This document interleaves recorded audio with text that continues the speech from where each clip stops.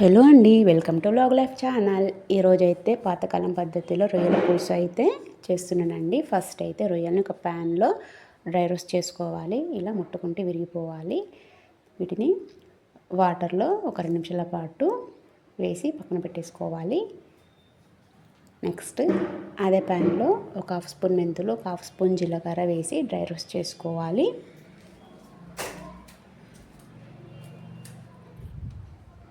ఇలా మొత్తం dry roast చేసుకొని వీటిని చల్లారనివ్వాలి. తర్వాత ఒక గిన్నెలో కొద్దిగా చింతపండు నానబెట్టుకోవాలి.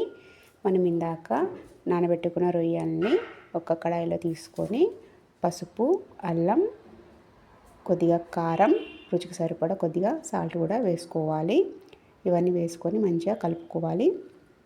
తర్వాత మరొక కడాయి తీసుకొని అందులో ఒక 5 టేబుల్ స్పూన్ల వరకు ఆయిల్ వేసి ఉల్లిపాయ ముక్కలు, వెల్లుల్లిపాయ ముక్కలు, మరి కొంచెం అల్లం కూడా వేసుకొని ఇలా మొత్తం మంచిగా వేగనివ్వాలి.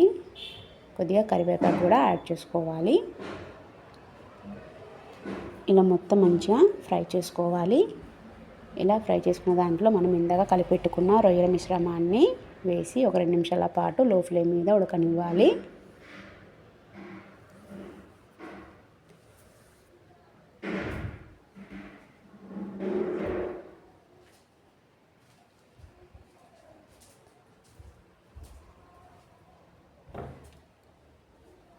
మీకు ఉప్పు తక్కువ అనిపిస్తే మరి కొంచెం యాడ్ చేసుకోవచ్చు. సో ఈ విధంగా అన్నీ మంచిగా కలుపుకోవాలి.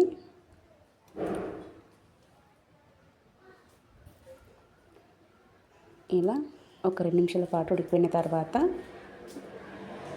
ఇందులో మనం చింతపండు రసాన్ని వేసుకోవాలి.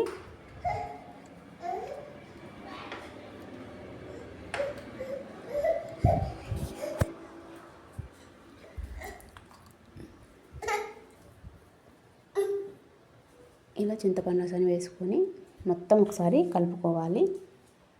తర్వాత ఇందులో కొద్దిగా ధనియా పౌడర్, అలాగే మనం ఇందాక వేయించుకున్న మెంతి జీలకర్ర పౌడర్ కూడా వేసుకోవాలి.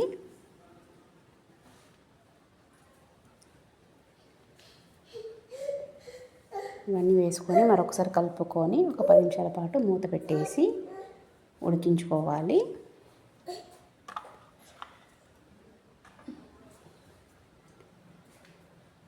చూసారా, చక్కగా మంచిగా మరిగిపోయింది. ఇలా లాస్ట్లో కొంచెం కొత్తిమీరకు వేసి మరొక 2 నిమిషాల పాటు లో ఫ్లేమ్ మీద దగ్గర పడేంత వరకు ఉడకనివ్వాలి.